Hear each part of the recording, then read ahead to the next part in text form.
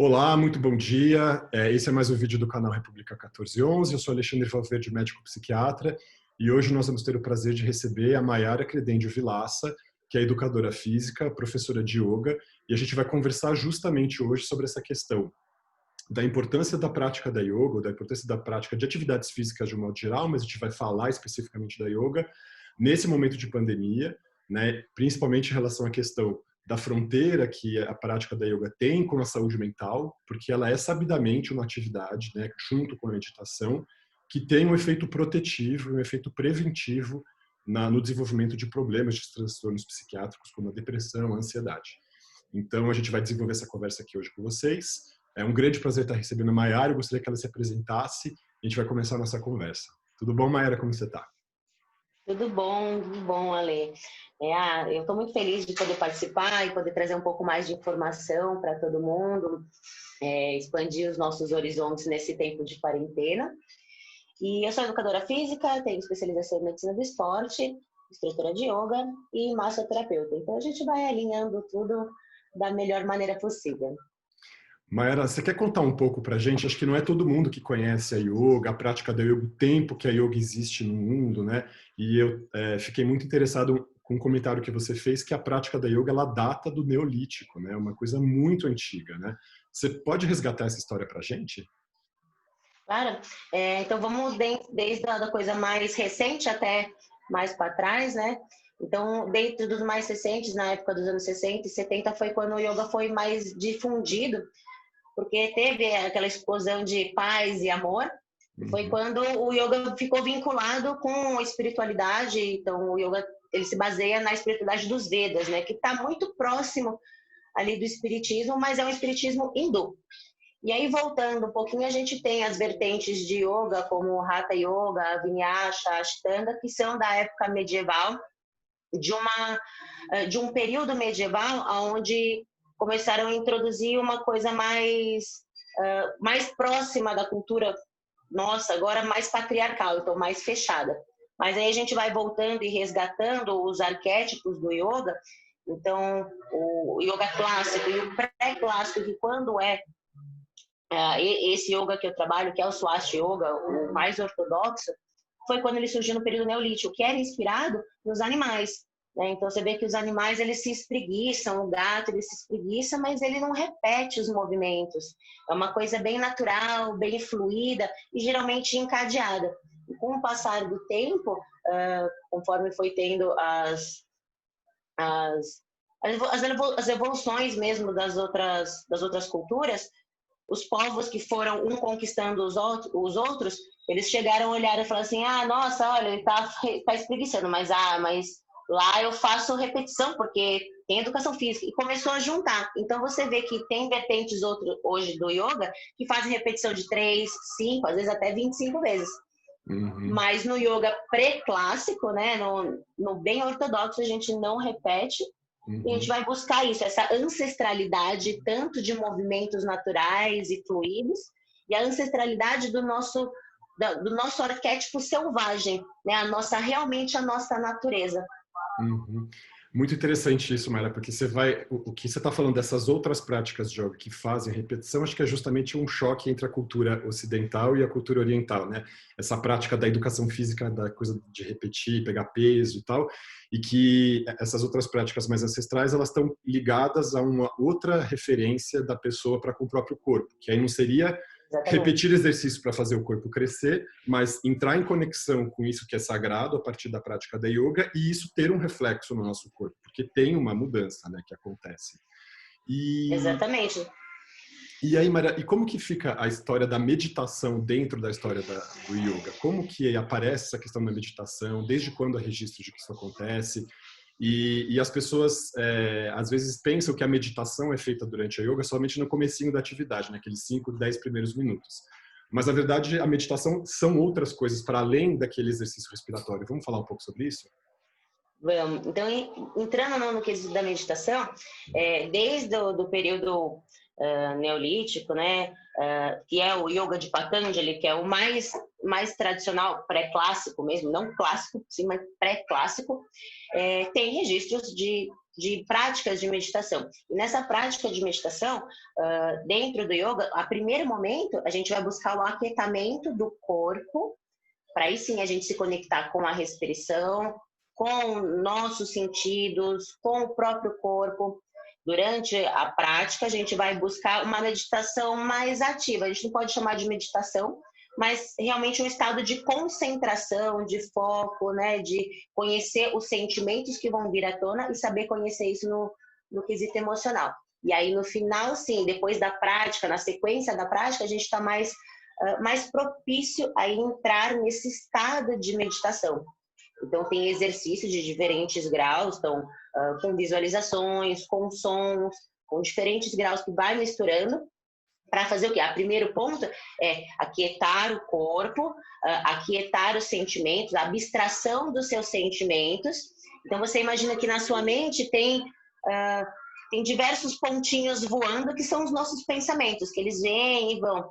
E a tendência é que a gente pegue um deles e se aprenda a eles. E a ideia da abstração dos sentimentos e dos pensamentos é isso, é a gente pegar esses pontinhos e juntar num ponto único para que sim a gente entre realmente no estado de meditação. É muito interessante o que você está falando, Mayra, porque as pessoas têm a impressão de que, na verdade, meditar significaria esvaziar a cabeça. E, na verdade, não é deixar fluir, né? É uma outra dinâmica, né? Como que você vê isso? Exatamente isso. As pessoas às vezes falam assim, nossa, eu estou meditando e eu acabo dormindo. Então, meditar não é dormir, não é relaxar, isso é relaxamento. A meditação é o quê? É, de fato, você acordar, você despertar o seu lado intuitivo e deixar com que isso flua. Então, por exemplo, tem um filme, eu não vou lembrar o nome agora, mas tem um filme de um menino indiano que ele tem uns insights, assim, ele vai na faculdade de Harvard e apresenta aquilo. Então, você vê que ele tá com o intuicional dele tão aberto que ele capta essas vibrações e ele expõe que ele não sabe nem de onde vem. Então, tem diferentes vertentes de como a gente pode enxergar isso dentro da espiritualidade, mas, basicamente, é a mesma coisa. É o seu intuicional que está tão acordado, tão aberto, que você consegue enxergar outras coisas que não é o normal. E quando você se aquieta o seu corpo, aquieta a sua mente, aquieta as suas emoções, o que é difícil passar desse estágio, porque geralmente você está sentada e, ai, nossa, agora tá frio, agora tá calor, agora minhas costas estão doendo. Então, sempre tem uma coisinha. Então, a prática, o exercício para você se acostumar com as posições e se realmente se privar dessas oscilações da nossa mente, para que esse intuicional ele flua de uma maneira que você nem está pensando. Então, se você está na dúvida se você entrou no estado de meditação ou não, você não está em meditação. Exatamente, tem essa questão da dúvida, né, que é quase como uma baliza para você falar, ups, se eu fiquei me perguntando se eu estou meditando ou não, é porque eu não estou conseguindo, né, porque tem essa coisa da tranquilidade de deixar essa fluidez do pensamento, e que isso, na verdade, é um esforço contínuo, né? Ninguém aprende a meditar e simplesmente aprendeu aquilo e pronto, ganhou aquilo, adquiriu aquela capacidade. Acho que é algo que vai se desenvolvendo ao longo do tempo, tudo mais. E aí, assim, olhando agora para essa questão da pandemia, a necessidade da gente encontrar modos de conseguirmos nos aquietar, né? De encontrar uma maneira de conseguir deixar fluir os nossos afetos, porque a gente está vivendo uma gangorra afetiva nessa fase que a gente está, né? Acho que no começo a gente foi muito atravessado por um afeto de espanto, de medo, de terror, da possibilidade de morrer. Depois foi surgindo um tédio, uma coisa meio descreditada, assim, do cotidiano. Você fala, puxa, o que está acontecendo com a nossa vida? Se esvaziou e tal. E agora a gente vê mesmo nessa fase que a gente está aqui no Brasil, há 4 meses já em confinamento, as pessoas apresentando muita oscilação.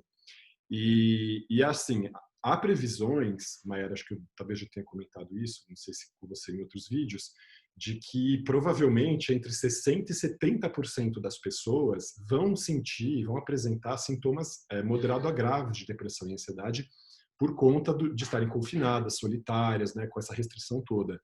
Então, a gente não vai conseguir, a psiquiatria aqui no Brasil, por exemplo, 9 mil psiquiatras não vão conseguir dar conta de atender 150 milhões de pessoas que vão começar a apresentar sinais de angústia. Então, a gente tem que começar a pensar quais são as práticas que a gente pode ter que podem mitigar alguns sintomas, alguns sofrimentos, e a meditação e a yoga estão aí como, acho que, uma primeira opção. E aí eu queria trazer também uma outra questão, que isso é sabidamente cientificamente comprovado, né?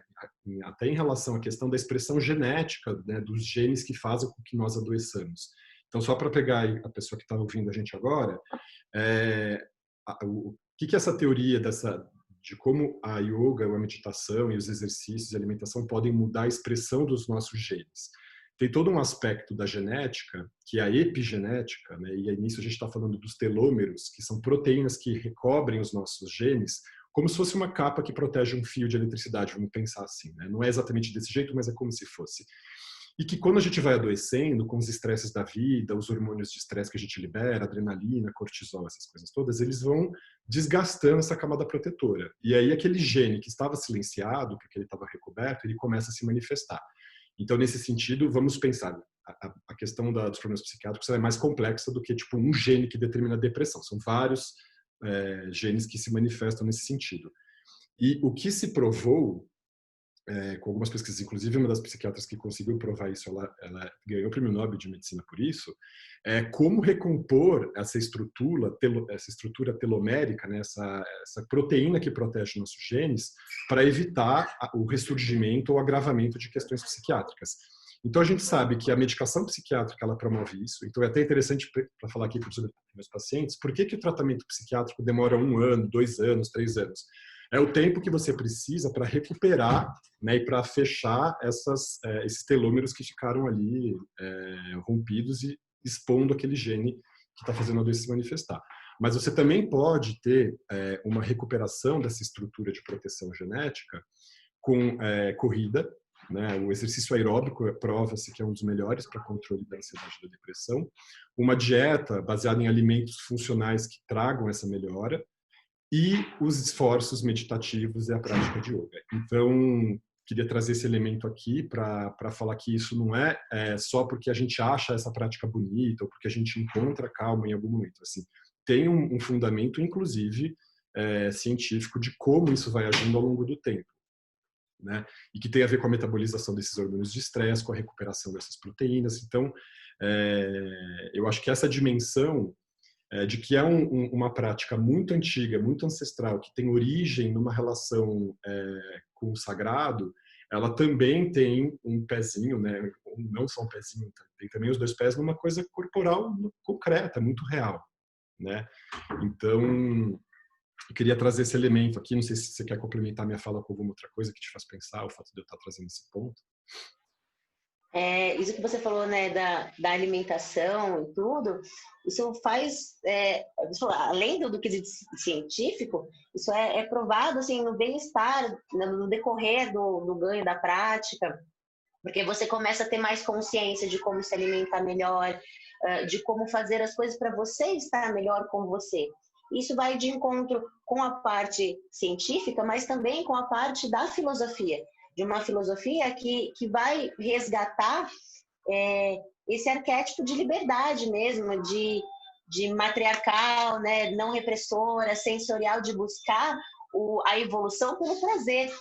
Então, você ter o prazer em comer bem, você ter o prazer em ter um momento para você. Então, eu acho que o que acontece muito com as pessoas hoje, que por estar em quarentena, por estar em home office, tá uma rotina bagunçada e a administração do tempo tá ficando complicada.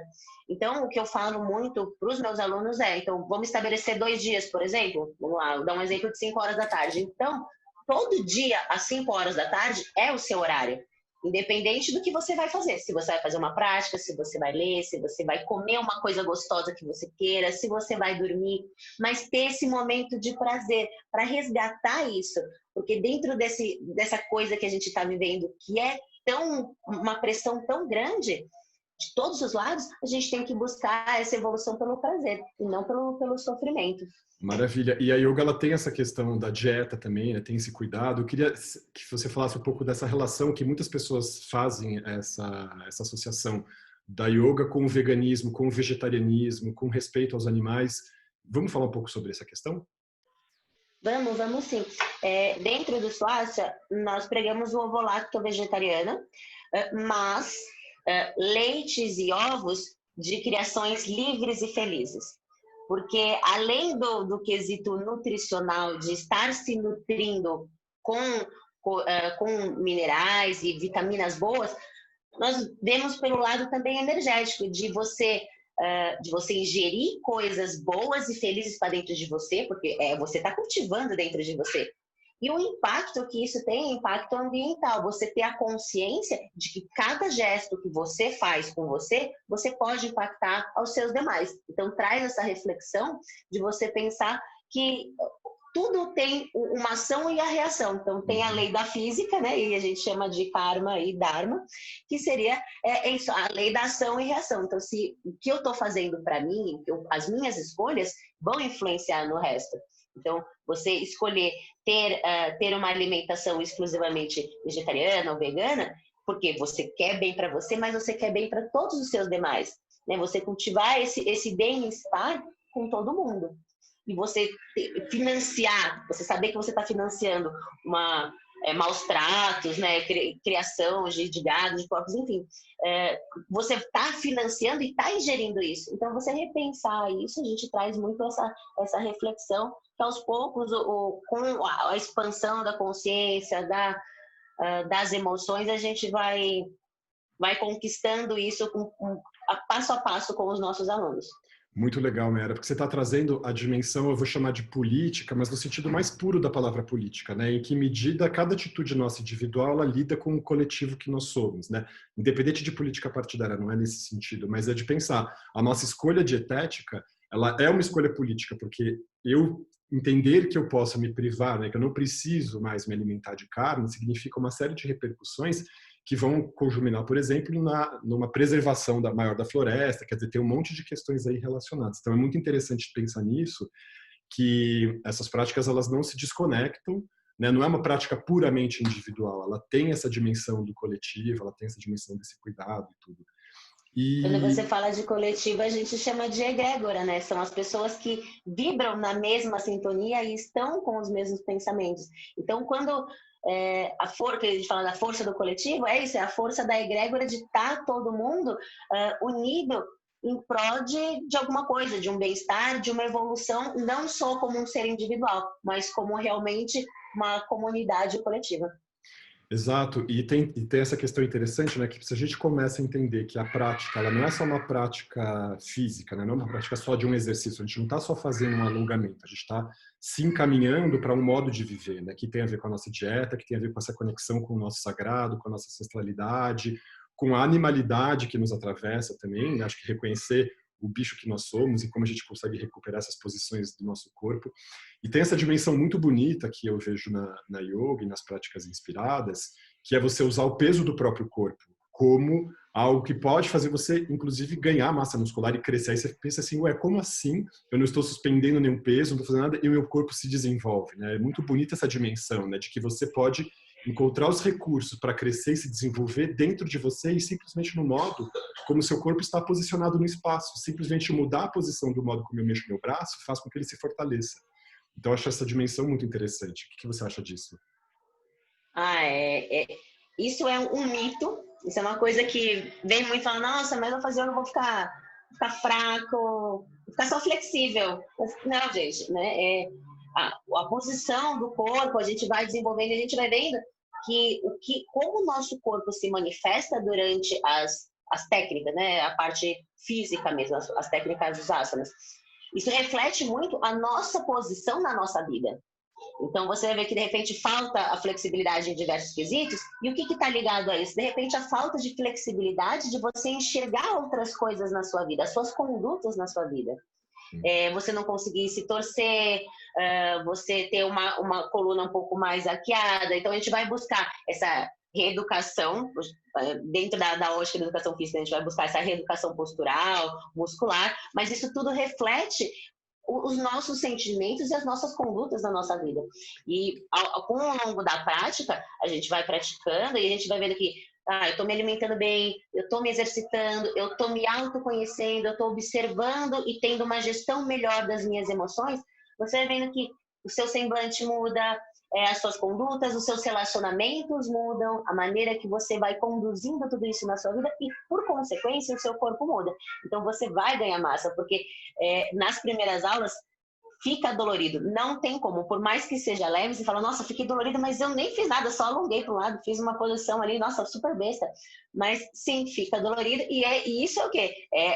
Vendo pela parte científica, né, fisiológica, a gente está gerando o quê? Uma microlesão na musculatura, que é o que interessa para a gente ganhar massa magra. Então, isso acontece. Bem legal. E muito interessante estar falando disso, porque as pessoas têm esse certo preconceito, né? Elas acham que é uma prática muito leve, que não vai levar a nada e tal. Eu comecei a praticar yoga em 2005, já faz 15 anos. E eu lembro, quando você está falando dessa questão, dessa dificuldade que a gente tem de tentar entender em que medida a nossa prática, isso a gente consegue levar para a nossa vida mental, vamos dizer assim, né? O modo como a gente se entende. Eu lembro de um exercício, no momento que a gente estava fazendo o controle da respiração, bem no começo das práticas, em que o professor falava assim, agora alinhe seu corpo, tente deixá-lo o mais reto possível e relaxe nos braços, os membros, né? E eu lembro que eu ficava com uma sensação, de olho fechado, de que meu corpo não estava reto. E aí eu abri o olho, olhava e falava, gente, mas está retinho. E aí caiu uma ficha que foi um insight mental, de falar assim, cara, por que eu consigo ficar com o corpo reto, mas eu não consigo reconhecer que eu estou com o corpo reto, né? Numa coisa de autocontrole, de necessidade de ficar assim, querendo se olhar cada segundo e não deixar um pedacinho assim, que eu falo, calma, né? Eu preciso aprender a ficar calmo comigo, né? Eu lembro disso como uma coisa muito marcante, assim, foi um aprendizado muito legal. E hoje também, assim, eu tenho a minha prática de yoga, ela tem sido muito particular. Isso que também a gente vai aprendendo a fazer, a gente vai se autonomizando e cada um vai fazendo a sua prática, né? Hoje eu faço muito uma dança, na verdade. Eu tenho praticado essa atividade todos os dias, mas eu tenho dançado e na minha dança eu realizo os movimentos, né? Então eu gosto dessa questão da música e da continuidade dos movimentos. Então não deixá-los estanques, né? Ficar segurando assim, mas fazer toda uma coreografia, vamos dizer, e que está inspirada disso, né? Então, e eu tenho, assim, até a intenção de fazer esse vídeo foi um pouco trazer essa conversa à tona, porque eu tenho percebido que eu tenho falado com meus pacientes individualmente, nesse sentido, tipo, pratiquem alguma atividade, façam uma dança, façam alguma coisa assim. E a yoga, acho que como ela também é um método, né, ela também é um modo de você ir reconhecendo os seus movimentos, as suas capacidades, tudo que você pode fazer com o seu corpo, eu acho que é a maneira mais concreta de mostrar para as pessoas, olha, isso aqui é um caminho para você se conhecer, para você conhecer o seu corpo e entender em que medida conhecer o seu corpo e o modo como você o coloca no espaço também diz da gente, né? Também fala muito propriamente disso que nós somos. Então a gente não precisa dissociar uma coisa da outra como se a gente tivesse que desprezar o corpo em favor de, não, eu só vou cuidar de mim espiritualmente ou mentalmente, não. Acho que essa prática ela é integrativa, ela é as duas coisas ao mesmo tempo. Você não dissocia o corpo da alma, vamos dizer assim, né? Swastika, por exemplo, que é essa linha, Swastika significa, entre outras traduções do sânscrito, mas significa autossuficiência. E que é isso que a gente vai buscar, essa autossuficiência não só como aluno e professor, mas autossuficiência como ser, de você olhar para você. E tem tipos de treinamento que a gente vai ficar numa permanência maior, porque para a gente buscar uma resiliência, né, ampliar essa noção do que é esse emocional que está vindo sacudir, quais são esses ruídos da mente e do emocional que estão vindo, essas coisinhas que a gente vai se auto-sabotando, falar, não vou conseguir, entendeu? Então é muito mais mental a permanência num asana, numa posição ou não. Isso que você falou da dança, do desencadear, é muito característico dessa linhagem, porque a gente vai buscar lá no arquétipo mitológico de Shiva Natajara, que era o quê? Um dançante, né? Talvez não fosse essa figura e tudo mais, mas a gente sabe que ele era dançarino, ele dançava. Então, essa fluidez, as características da coreografia de encadear uma técnica na outra e deixar o quê? A sua liberdade de expressão, a sua criatividade se aflorar através de prazer pelas posições corporais, que vão trazer essa reflexão do corpo. Você falou, sem separar o corpo da mente, da alma, né? Porque tá tudo atrelado, não tem como. Mas deixar com que isso flua de uma maneira mais natural mesmo, despertando o seu lado intuicional de uma maneira prazerosa. E sem julgamento, né? Que eu acho que isso que é interessante. Sem julgamento. Sem julgamento. A gente preza muito essa filosofia de só simplesmente você se expressar, independente de qual seja a sua opinião, mas a gente vê na filosofia que é a filosofia Tantra. Só que quando a gente fala Tantra, o pessoal fala, nossa, você sai trepando com todo mundo. Uhum. Cara, isso não é bem assim. Entendeu? Então é a pontinha lá do iceberg, tem diversas linhas do Tantra. Dentro do Tantra dessa filosofia, que é o Tantra branco, a gente tem a via úmida e a via seca, que é você opta por expressar a sua sexualidade sem tabu nenhum, ou você opta por realmente fazer o seu voto e estar mais tranquilo, estar com uma pessoa. Tudo bem, então você tem essa expressão, porque você realmente, a gente preza isso de você se expressar, de você sentir, você ter a liberdade de realmente, ok, eu quero sair com uma pessoa, eu quero sair com outra pessoa, tudo bem, tá tudo bem, você tá feliz? É o que interessa, você tá evoluindo assim? É o que interessa. Maravilha. É o que eu acabei de fazer uma anotação aqui quando estava falando, Mayara, que acho que é você se permitir ter liberdade afetiva. Você não ficar policiando e vigiando os seus afetos, mas você deixá-los aparecerem, os afetos positivos e os negativos, e dar liberdade a esses afetos, deixá-los fluir, né? Eu acho que essa que é o aprendizado, né? A gente não está aprendendo a controlar e a inibir os afetos, a gente está aprendendo a deixá-los fluir, que é muito diferente, né? Acho que, e além de deixar fluir, você vai tendo uma maior gestão emocional.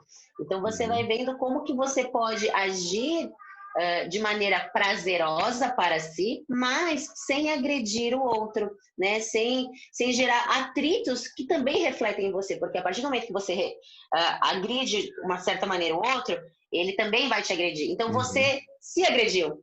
Então, a gente preza isso, de você priorizar isso, o não atrito. Então, você parar, refletir, respirar, para trazer essa calma, tirar essa ansiedade, para você tentar agir de maneira mais gentil possível. Exato, isso que é interessante, né? Que eu estou imaginando até a situação conflituosa, você, quanto mais você tem essa prática da autoconsciência, desse cuidado de entender o que está acontecendo, você perceber que você também está produzindo aquela situação de conflito e poder dar esse passo atrás e falar assim, eu não preciso alimentar essa situação, né? Mas você só vai conseguir entender que você está alimentando essa situação e coparticipando dessa situação se você tiver essa visão sobre você mesmo, né? Então, essa prática ela é super importante para você fazer esse olhar-se no espelho, né? Acho que tem um pouco essa dimensão, né? Exatamente, se analisar. E eu queria, assim, a gente citou rapidamente agora há pouco essa questão do home office, que está sendo uma realidade muito constante agora nas nossas vidas. E com home office a gente está falando do quê? De, às vezes, estar trabalhando no sofá, em cima da cama, de qualquer jeito, com as costas tortas. Então a gente vai também levando o nosso corpo para um limite que não é que pode gerar dores na coluna. A gente está tendo muita queixa nesse sentido, né? E acho que a prática nessa fase de pandemia, uma prática integrativa como essa, que concilia esse cuidado do corpo com cuidado para consigo, né, com a sua alma, vamos dizer assim, para resumir, deixar o nome mais simples, mas ela é uma prática que ela tem essas duas esferas, né? Então, eu tenho recomendado muito para meus pacientes fazerem durante essa fase de pandemia, até como um recurso para evitar complicações ortopédicas que podem acontecer sobre isso. Assim, você tem sentido um aumento da demanda nesse sentido também, Mayara? Como que está essa prática agora na pandemia? E aí eu queria também te perguntar, aproveitar nesse sentido, com essa questão do distanciamento, a gente não pode mais se encontrar com as pessoas, a gente tem feito as práticas à distância. Como que está essa rotina sua? Em relação às pessoas que estão fazendo home office, eu falo até por mim, porque eu também estou home office, né? Estou no computador. E isso mesmo, a gente vai sentando no sofá, tá fazendo outra coisa junto, tá comendo, trabalhando. Então, trazer essa reflexão de como separar isso, momento de trabalhar, porque quando você estava no escritório, você tinha o seu momento de trabalhar e você tinha o seu momento de parar para tomar o seu café. Porque aqui em casa não é a mesma coisa. Então, realmente, é uma autogestão e uma gestão do seu tempo. E as dores têm aumentado, as pessoas têm reclamado por causa disso, porque acabam que a carga de trabalho ou é a mesma ou é até maior, fica ruim de administrar em casa porque tem criança, tem outras atividades acontecendo e o tempo parece que não rende, então fica mais tempo e aí começa a ter dores de ficar muito tempo sentado, dores nas costas, dores no pescoço de ficar muito para baixo no celular, às vezes a posição que não é ergonômica do computador. Né? Então, esses ajustes fazem diferença. Muita gente com dor de cabeça por ficar muito tempo nas telas, né? Com os olhos cansados. Então, tem muita gente reclamando sobre isso. E na prática, a gente faz limpeza das mucosas oculares, a gente vai resgatar tanto o alongamento quanto o posicionamento corporal, a consciência, a reprogramação tanto emocional, física, né, no quesito realmente corpo, como respiratório, porque muitas vezes você está sentado todo torto e respirando, você fala, nossa, ai, o ar tá ruim, mas o ar não tá tão ruim, o ar tá melhor, porque não tem tanta gente circulando na rua. Uhum. Então, a maneira que você está sentado respirando, a gente vai reeducar essa respiração para ter uma respiração mais consciente, trazendo mais calma e mais alinhamento para o seu corpo, que você alinha, respira melhor e não sente tanta dor. E aí, né, dentro das práticas que estão acontecendo online, a gente está se adaptando todo mundo ao mundo online. Né? É isso. Mas tem muito recurso, tem assim, fone sem fio, super baratinho, você encontra, computador, e nas práticas online, o que geralmente eu estou fazendo e estou introduzindo nos meus alunos é o quê? Todo mundo tem um computador, e tem um tablet, e tem um celular. Geralmente todo mundo tem dois, ou tem um tablet, um computador, e um celular. Então a gente sempre começa a posicionar agora 2 câmeras. Eu posiciono 2 câmeras minhas, 2 câmeras do aluno, uma na frente e uma atrás, e tem um joguinho de lente, bem vagabundo, gente, de R$20, assim, que você põe, e ele aumenta o campo de visão. Ah, que legal. Dá um wide angle ali, né? Amplia, isso, né? Isso mesmo. Então, eu consigo ver o aluno de frente, de costas, fica mais fácil para ele me visualizar, eu visualizar e corrigir. E aí a gente descobriu, agora entre os professores, um recurso da mãozinha virtual. A mãozinha virtual, você pega assim o computador, tem um programa que você faz um risquinho. Então você fala para o aluno, olha aqui que você tá desse jeito, traz o seu braço para cá no risco. E aí você traz. Olha, que legal, que bacana. Que plataforma que é essa? Olha, eu não sei te dizer, mas é tipo um pente para Mac. Que legal, que ótimo. É super simples porque você faz um risquinho na tela, então é uma mãozinha virtual. Porque tem muita gente que... você pode falar, você pode mostrar, né? Mas é sinestésica, precisa daquele toque. Então, a gente vai buscar um outro tipo de toque agora, como no mundo virtual, um sinestésico virtual, que é a mãozinha com um risquinho. Super então, legal, porque a gente se pergunta, né, como é que vocês conseguem corrigir o movimento dessa... Que legal, né? Então, tem esses recursos. Quer dizer, dá para continuar uma prática física em casa.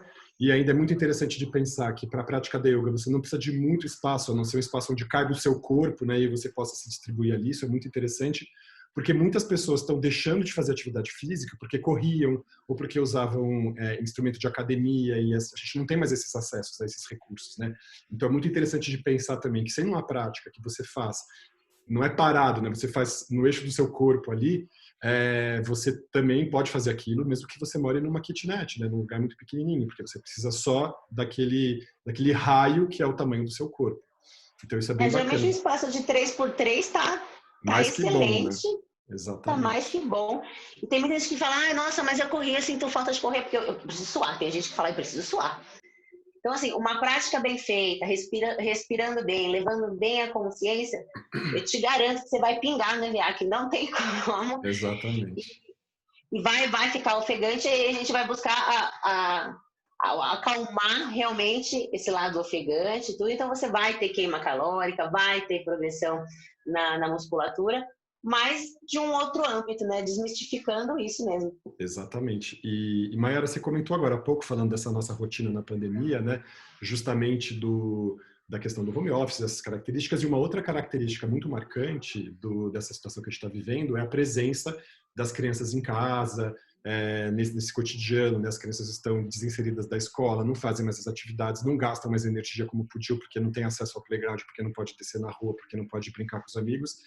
E a prática da yoga se torna também uma opção para crianças, né? Como que é esse trabalho com criança? Sem dúvida, se torna super. Eu falo porque eu sou mãe, né? E a minha neném está full time comigo. Então, ela vê, a criança ela aprende por repetição.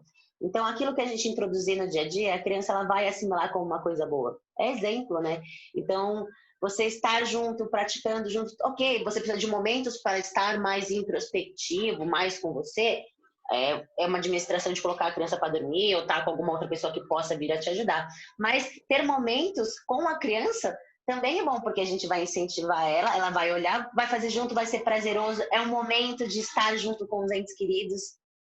E com a criança a gente vai trabalhar tudo de maneira lúdica. Então a gente vai falar, nossa, fecha os seus olhos, imagine Shiva. Não, né? A gente vai falar, fecha o olho, respira, cheira a florzinha só pra velhinha. Então a gente vai buscar coisas lúdicas que tragam prazer, que seja dentro da realidade daquela faixa etária, mas de uma maneira completamente descontraída, né? Não uma coisa séria, mas realmente conversando, brincando. Nada. Aí sim a gente não vai para nomes em sânscrito, tem nada do tipo. A gente vai, vamos fazer a posição do cachorro, vamos fazer a posição da árvore. E a criança ela vai te imitando, vai sendo uma coisa que acaba sendo uma brincadeira. Maravilha. E é bom lembrar que essas práticas, tanto corporais, acho que vão aquietando e deixando as crianças menos ansiosas. E também tem até reflexo sobre questão de déficit de atenção, hiperatividade, melhora a capacidade de concentração. Isso é bem bacana de deixar claro. Tanto que muitas escolas agora, a gente vê esse movimento acontecendo nos Estados Unidos, na Europa, começando a acontecer no Brasil, colocaram a prática da yoga para a criança no currículo escolar, né, como uma prática cotidiana da meditação e tudo mais, né? E também lembrando, né, a gente está no meio dessa pandemia, tem que lembrar dessas situações tristes. Tem pesquisas mostrando, principalmente na China, né, que é um dos primeiros lugares que começou a tentar afrouxar a questão do confinamento, começou a sair da quarentena, que você tem dados que mostram que 28% das crianças, ou seja, uma criança a cada três, tem saído do confinamento com uma alteração do comportamento que os pais pedem ajuda por conta disso, assim, então vão procurar ajuda psiquiátrica. É muito grande, assim. Eu tenho notado também o aumento da demanda, já aparecendo adolescentes e crianças no consultório agora, né, eu chamo consultório, né, no atendimento, no consultório virtual aqui. Também, puramente por causa da pandemia, assim, crianças sofrendo de saudade, de falta de contato com os amigos, assim, muito angustiadas porque não estão tendo esse convívio e tal. Então, uma maneira de mitigar também esse sofrimento é trazer a possibilidade da criança fazer esse exercício de deixar passar esses afetos, né? deixar esses afetos fluírem, e uma prática que diminua um pouco essa ansiedade, porque a gente está diante de uma situação que é incontornável, né? Está imposto para a gente, nós não vamos poder frequentar as pessoas agora. Então, é interessante também pensar nisso como algo que pode mitigar esse sofrimento, principalmente como você falou, né, para as pessoas que têm filho, então com eles em casa que ficam acompanhando, às vezes com muito pesar, né? Já é difícil a gente como adulto aguentar o nosso sofrimento tendo essa vida restrita. Imagina uma criança, né, o próprio da infância, você bagunçar com as crianças, você, sabe assim, não ter limite, e de repente tem esse limite imposto tão pesado, né? Isso é uma coisa que eu tenho refletido bastante, conversado com outras mães, né?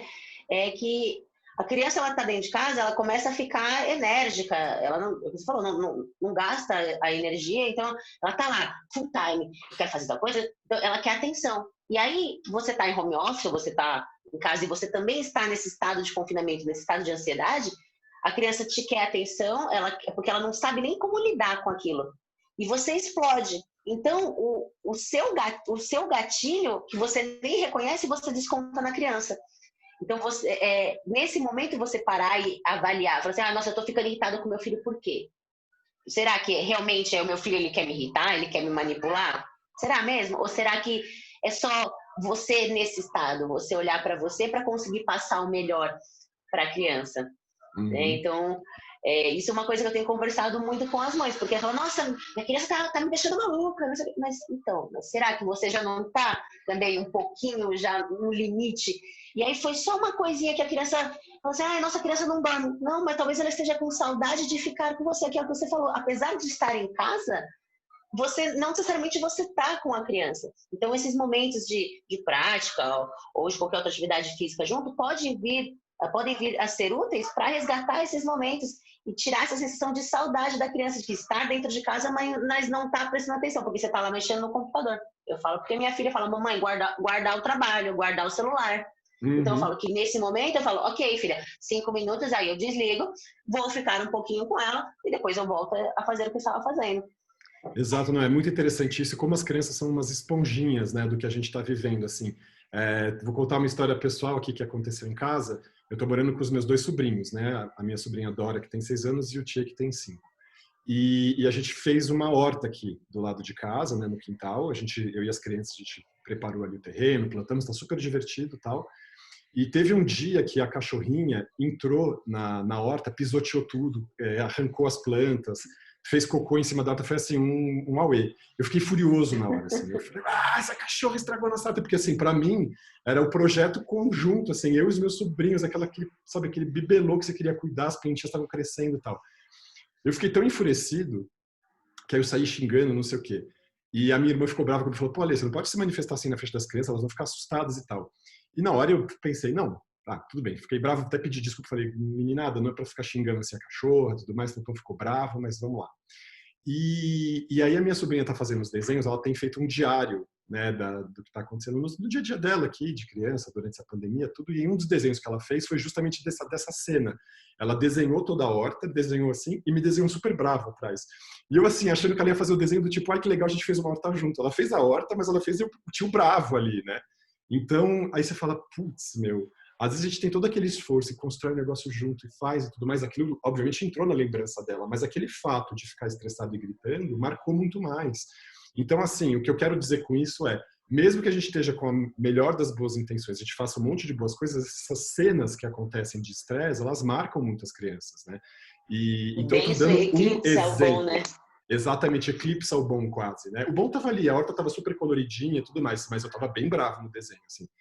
E então o que eu quero trazer assim é que isso é uma história, né? Mas acho que assim, quantas vezes nós ficamos bravos de maneiras mais sutis ou mais intensas e o quanto isso vai impregnando o cotidiano dessas crianças. Então também o quanto é importante a gente como adulto ter esse trabalho autorreflexivo e falar, nossa, é verdade, eu não preciso perder as estribeiras aqui, né? Já basta nós estarmos todos ansiosos por causa dessa situação, não gerar um estresse suplementar para as crianças que são super suscetíveis mesmo. Então, cuidar disso, né?